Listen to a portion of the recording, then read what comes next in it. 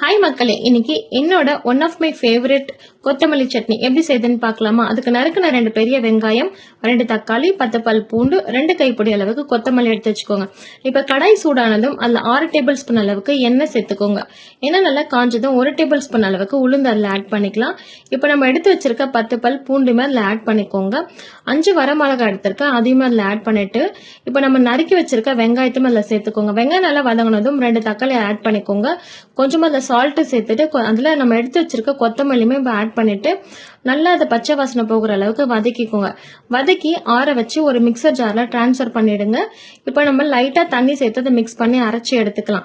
இதுக்கு ஒரு சின்ன தாளிப்பு கொடுத்துடலாம். ஒரு சின்ன கடாய் எடுத்துக்கோங்க. 1 டேபிள் ஸ்பூன் அளவுக்கு நல்லெண்ணெய் சேர்த்துக்கோங்க.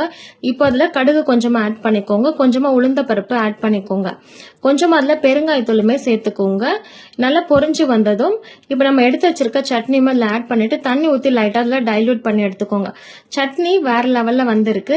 மறக்காம கண்டிப்பாக உங்கள் வீட்டில் இருக்கவங்களுக்கு நீங்கள் ட்ரை பண்ணி கொடுங்க. என்னோட வீடியோக்கு சப்ஸ்கிரைப் பண்ணுங்க மக்களே, சப்போர்ட் பண்ணுங்க.